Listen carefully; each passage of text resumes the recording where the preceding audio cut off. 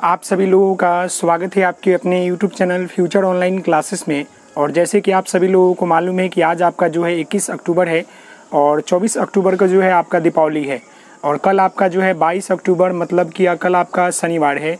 और बिहार जो सरकार की सुरक्षित शनिवार कैलेंडर के तहत कल आपका जो है तीसरा सप्ताह है। और कल का जो टॉपिक है वो आपका है दीपावली के पटाखों एवं प्रदूषण से उत्पन्न स्वास्थ्य संबंधित जोखिम एवं बचाव के संदर्भ में जानकारी। मतलब कि आपको मालूम है कि तीसरे सप्ताह के मतलब ख़त्म होते ही आपकी दीपावली आने वाली है, तो उससे पहले जो है सुरक्षित शनिवार कार्यक्रम के तहत में जो आपका टॉपिक है वो आपका वही है कि दीपावली के पटाखों एवं प्रदूषण से उत्पन्न होने वाले स्वास्थ्य संबंधित जोखिम एवं बचाव के संदर्भ में जानकारी। मतलब कि मोटा मोटी तौर पर आप समझ सकते हैं कि आपके जो दीपावली आने वाली है उसके ऊपर जो है बच्चों को बताना है सुरक्षित शनिवार कार्यक्रम में। और कल जो है सभी जो प्राथमिक और माध्यमिक विद्यालय होते हैं उस सभी विद्यालयों में जो है बच्चों को पटाखों से कैसे बचना है, पटाखों से उसके होने वाले हानि और उससे होने वाली बीमारियों के जोखिम के बारे में सभी प्राथमिक और उच्च जो भी प्राथमिक विद्यालय हैं और जो भी माध्यमिक विद्यालय हैं, उच्च विद्यालय में बच्चे तो समझ जाते हैं, तो दोनों विद्यालय में जो है बताया जाता है। तो सबसे पहले आप सुरक्षित शनिवार की बात कर ले तो देखिए सुरक्षित शनिवार के तहत जो है बिहार सरकार का जो ये कार्यक्रम है हर प्राथमिक और माध्यमिक विद्यालय में बच्चों को इसमें प्राकृतिक आपदाएं और जो मानव आपदाएं होते हैं उससे रिलेटेड सारी चीज़ों के बारे में बताई जाती है कि उससे कैसे बचेंगे, उससे होने वाले हानि, उससे बचने का उपाय, सारी चीज़ जो है इसमें बताई जाती है। और ये प्रत्येक शनिवार को होता है और प्रत्येक साल का जो है कैलेंडर निकलता है जिसमें टॉपिक दिया रहता है वो महीने के अनुसार से। जैसे कि इसके पहले आपको छठ पूजा आने वाले हैं तो छठ पूजा के ऊपर भी बात होगी। फिर आपके इसके पहले दशहरा थे तो दशहरा में भीड़ भड़कम इलाकों में कैसे बचे, भगदड़ से कैसे बचे, इसके ऊपर नाव, बारिश के समय में नाव से डूबने के लिए बचने, ये सारी जानकारी जो है इसके अंतर्गत दी जाती है। क्योंकि आपको मालूम है कि एक छोटे बच्चे जो होते हैं वो अपने घर से विद्यालय जाते हैं और विद्यालय से घर आते हैं तो बहुत सारे रास्तों से होकर गुजर कर जाते हैं और रास्तों में आने और जाने के क्रम में उन्हें बहुत सारी आपदाओं देखने को मिल सकती है, चाहे वो मानव निर्मित हो या प्राकृतिक निर्मित हो। कहने का अर्थ है कि बहुत सारे जैसे दुर्घटना हो उससे निपटने के लिए बच्चों को तैयार किया जाता है प्राथमिक स्तर पर, ताकि बच्चे का नींव जो है मजबूत हो और उस चीज़ से वो लड़ने में सक्षम हो सके। इसीलिए बिहार सरकार के द्वारा जो है प्राथमिक विद्यालय और माध्यमिक विद्यालय में जो है प्रत्येक मतलब शनिवार को आपदा से रिलेटेड जानकारी दी जाती है, उससे बचने के उपाय के बारे में बताया जाता है। जैसे कि आप मुझे देख सकते हैं कि अभी हम आपके सामने खड़े हैं और अचानक मान लें कि यहाँ पर भूकंप आ जाए तो हमें तो मालूम है कि भूकंप से कैसे बचा जाएगा, लेकिन छोटे बच्चों को नहीं मालूम होता है कि भूकंप से कैसे बचे, बाढ़ से कैसे बचे या बिजली ठनका से कैसे बचे या किसी गलत चीज़ों से कैसे बचे। इसके लिए जो है बिहार सरकार के द्वारा जो है कार्यक्रम के तहत जो है बच्चों को बताया जाता है ताकि बच्चे को भी ये सारी जानकारी प्राप्त हो सके। तो हमारा जो कल का टॉपिक है वो है दीपावली के ऊपर। और आप सभी लोगों को मालूम है कि दीपावली जो है दीपों का त्यौहार है और खुशियाँ का त्यौहार है, लेकिन इस त्यौहार में जो है बहुत सारे मातम के रूप में भी हम लोग सेलिब्रेट कर लेते हैं। कैसे, वो मैं आपको बताऊँ। मातम कहने का अर्थ है कि बहुत ऐसे दुर्घटना होते हैं जिसकी वजह से बहुत सारे बच्चों की जान चली जाती है या बहुत सारे बच्चों के जो है आँख, नाक, कान, हाथ जल जाते हैं। और साथ ही साथ जो हमारे वायु प्रदूषण होते हैं सबसे ज़्यादा होती है। और एग्जाम्पल के तौर पर आप दिल्ली जैसे शहर को ले सकते हैं।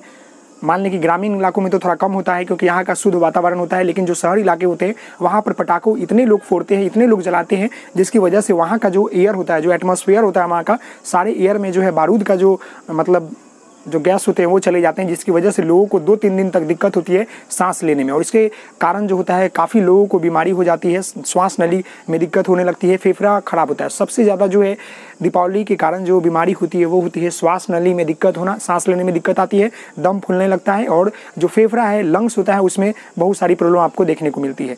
तो क्या आप बच्चों को इस त्यौहार पर क्या संदेश देंगे? आप लोग पढ़े लिखे इंसान हैं और गार्जियन लोग भी समझते हैं भली भांति कि बच्चों को जो है पटाखों से दूर रखें।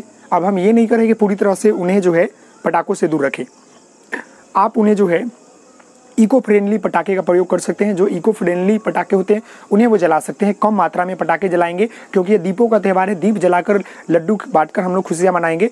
और आप सभी लोगों से अनुरोध है, जितने भी पेरेंट्स हैं, टीचर हैं या जो भी बच्चे देख रहे हैं, उन सभी लोगों से अनुरोध है कि कृपया इस दिवाली जो है आप सभी लोग पटाखों का कम उपयोग करेंगे, क्योंकि आपके एक पटाखे फोड़ने से नहीं बल्कि पूरा समाज गंदा होता है, पूरा पर्यावरण गंदा होता है। तो अब हम इसके ऊपर बात करेंगे कि इसका कारण क्या है, जोखिम क्या है और इसे बीच बचाव कैसे करेंगे, अपने शरीर को स्वस्थ कैसे रखेंगे। जैसे कि मैंने इसके पहले ही कुछ दिन पहले एक वीडियो बनाया था सुरक्षित शनिवार के ऊपर, जिसमें इसी टॉपिक के ऊपर मैंने बात किया था। तो जैसे कि मैंने उसमें पटाखे जलाया था और मैं आप सभी लोगों से माफ़ी भी मांगा था। जैसे पटाखे को जलाते हैं तो उससे निकलने वाले जो बारूद होते हैं वो काफ़ी हानिकारक होते हैं हमारे शरीर के लिए, हमारे पर्यावरण के लिए, साथ ही साथ हमारे इस जगत के लिए। कहने का अर्थ है कि जो पटाखे हम लोग जलाते हैं उससे निकलते हैं सबसे पहले जो उसका बारूद होता है उसमें नाइट्रस और सल्फर, जिंक, ये सब को मिलाकर बने होते हैं, जो कि हमारे शरीर के लिए, हमारे पर्यावरण के लिए काफ़ी हानिकारक होते हैं। तो जैसे वो हम लोग पटाखे को जलाते हैं उससे निकलने वाले गंध जो होते हैं हमारे एयर में फैल जाते हैं और जिसे हम सांस लेते हैं तो हमारे श्वास नली, साथ ही साथ फेफड़े को, लंग्स को प्रभावित करती है। अब हम बात कर ले कि जोखिम क्या है इसमें। मान लें कि अक्सर बच्चे को देखा होगा कि दीपावली के कल होकर बहुत सारे ऐसे घटना आपने सुना होगा कि इस गांव में बच्चों ने आंख जला लिया, कान जला लिया, नाक जला लिया, आंख में दिक्कत आ गई, हाथ जल गया। ये सब मतलब मामूली बात है इस त्यौहार पर। क्यों त्यौहार पर? क्योंकि बच्चे जो हैं अक्सर गलती करते हैं। वो क्या करते हैं, पटाखों को हाथ में जलाते हैं। सबसे पहली बात तो ये है कि पटाखों नहीं जलाने, पटाखे जो है नहीं जलाना चाहिए, क्योंकि ये दीपों का त्यौहार है। दीप जलाकर, लड्डू बांटकर खुशियाँ बांटे, पटाखे नहीं जलाए। पटाखे जलाने से बहुत हानिकारक होता है, वो मैं आपको गिना दूं। सबसे पहले तो आपके जोखिम है, आपको हाथ, कान, नाक, आँख जलने की सबसे बड़ी संभावना है। उसके बाद जो है जो आप पटाखे जलाते हैं उससे क्या होता है कि 3 तरह के जो है प्रदूषण फैलते हैं। वो होता है आपका वायु प्रदूषण, फिर आपका जो है भूमि प्रदूषण, फिर आपका साउंड पोल्यूशन। ये 3 तरह के पोल्यूशन फैलते हैं, क्योंकि पटाखे को जैसे हम जलाते हैं वो सबसे पहले क्या होता है कि फटता है और आवाज़ करता है। तो आवाज़ करा तो वो साउंड पोल्यूशन हो गया। दूसरा, उससे निकलने वाले जो गैस होते हैं वो क्या होता है, हमारे एयर में मिक्सर होता है। दूसरा ये हो गया।